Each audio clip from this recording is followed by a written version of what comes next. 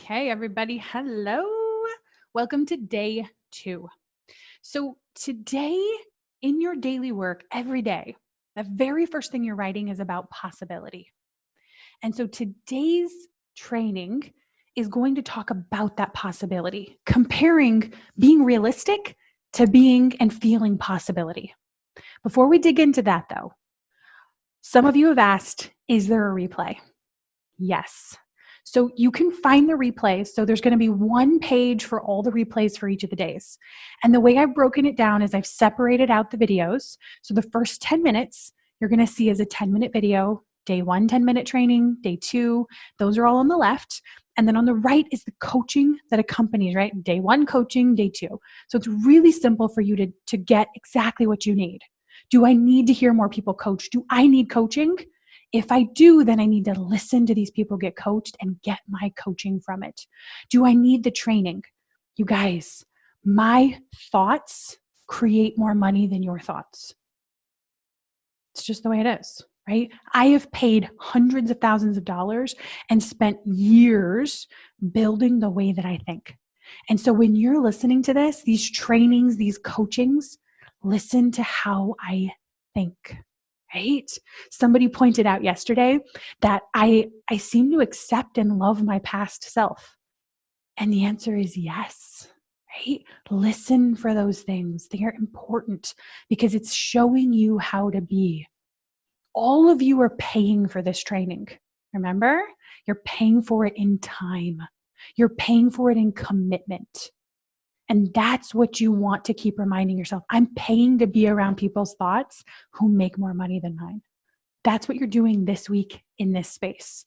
Paying to be around my thoughts that just happen to make more money in business. Okay. Oh, one other thing. Make sure you guys all check your spam folders because I've been checking mine lately and it's got the best emails in there. And I just wonder if you guys all have really amazing emails sitting in your spam folder too from like real people.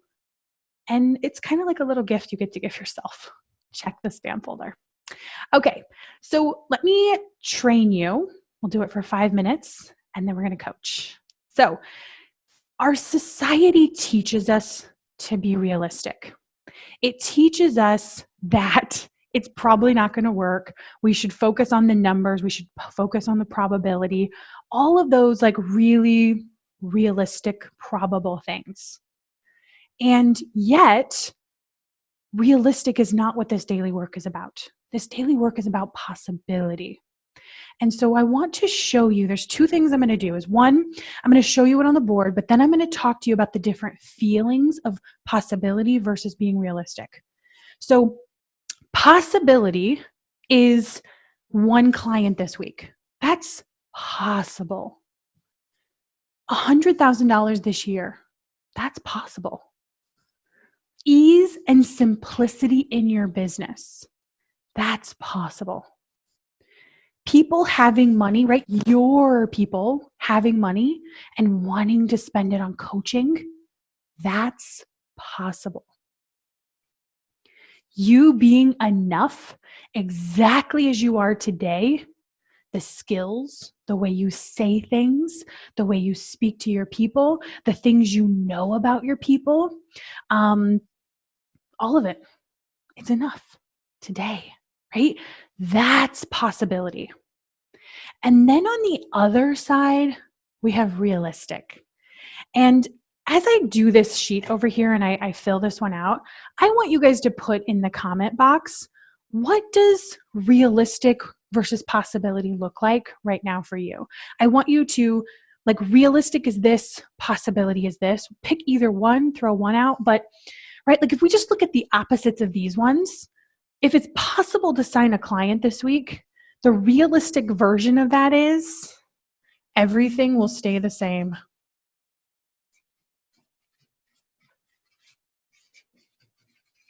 Right? Everything stays the same. I may sign a client. I may not. I should probably not assume that I could because then I'm going to get my hopes up. And then if I get my hopes up, what's the worst that's going to happen? I'm going to feel disappointed. But that's not actually the worst. The worst is that you're going to feel disappointed and then you're going to beat yourself up about it. You're going to judge yourself. Your brain is going to suggest that this is never going to work, that you're not good enough, that this just doesn't work for real people, right? And that you should have it figured out. Your brain is going to suggest and invite you into the habit of beating yourself up. And that's really what's worse than disappointment. So realistic is everything's going to stay the same. I'm going to avoid feeling disappointment and beating myself up, which actually you're not, because you're probably feeling disappointment and beating yourself up now, right? Possible is one client this week. Realistic is everything stays the same. Possible is 100K this year. Realistic is actually maybe the same. Realistic is same or worse. Seriously, that's how our brain is. Like, yeah, it's probably gonna, if I made $6,000 last year, I'm probably just gonna do it again this year or worse. I was telling one of my clients, this is gonna be my best year yet, right? This is year 3. I've been building to $1 million business, which will be next year. And every year my business just doubles. It's gonna be my best year yet. And that rubbed against a thought that she realized she had, which was, it's probably gonna be a bad year. Nobody's gonna make money. And I was like, no, it's gonna be the best one yet, right? That's what I believe. That's what's possible. I obviously don't know, right? I love Facebook memories because I just was shown a memory of my coach interviewing me. It was in my 3rd month. So it was March of 2 years ago. And that was my first $100,000 year. And as of that month, I'd created, I think, $9,000 for the year, or $15,000. I didn't know that I was going to create $120,000 that year or $300,000 the next year. I didn't know it in that moment. So you know what my job was in that moment? To believe in possibility. Because if you aren't in possibility, you're being realistic. And realistic is everything's going to stay the same or get worse. We've got ease and simplicity as possible. But realistically, I'm going to feel pressure. I'm going to stress. Let's see, what's the opposite of ease and simplicity? I'm going to overcomplicate, right? One of my clients was just like, yeah, I have this pattern of overcomplicating. Yeah, don't we, right? That's what we do as humans. Like, how complicated can I make this? Because I bet it's in how much I work that's going to make a difference of whether I get the results. People having and wanting to spend money realistically, right? What's our brain say realistically? Everybody is impacted by coronavirus. Everybody's freaking out. Everybody needs to pay bills. That's realistic, but it's not actually true. It's not true. I saw a social media influencer on Instagram, and she did this poll. And so the reason I tell you she's an influencer is because she has a ton of followers, and I see all the comments people have. So I know people weighed in on her poll. 60% said, no, life is basically like normal. That was the button I clicked. Life is basically like normal. And that was the thought where I was like, 60% of people who took her poll, I don't know, maybe 100,000, 50,000, 20,000, whatever, was like, yeah, seems normal. But our brain wants us to believe people don't have money. They don't have money even more, right? It wants us to be realistic. Our brain wants us to be realistic that we really need to learn and do more. Basically, realistic is you might be good enough, but we should just do more just in case. Just in case, we should get another certification. We should go take that webinar course. We should take another one too, because if the first one didn't create the result, then maybe a second one will, because they're going to give it to us in a different angle, right? Realistic versus possibility. Yep, Anna says it's realistic that I'll have no clients. Maritza says it's possible that a client might be watching and decide to work with me in any moment. Realistically, there's the economy. Yes. Candy says realistic, work even harder to stay about the same. Yes. And possibility though, Candy, is learn how to do less and create more. I know that equation doesn't sound right at all. It doesn't.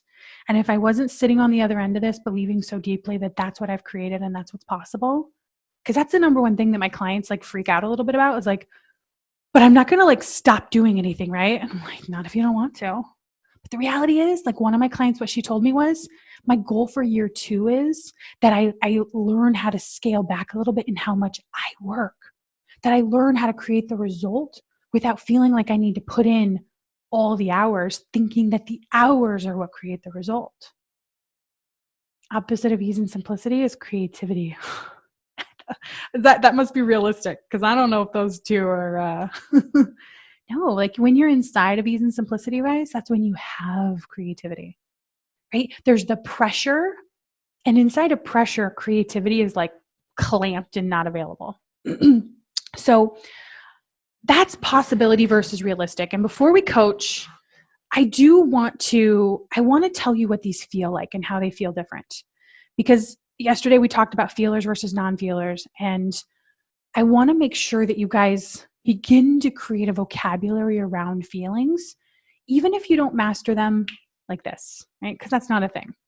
So possibility, because every day, you guys, you're going to write this question. And sometimes what I do in the daily work for question 1 is I might write possibility statements.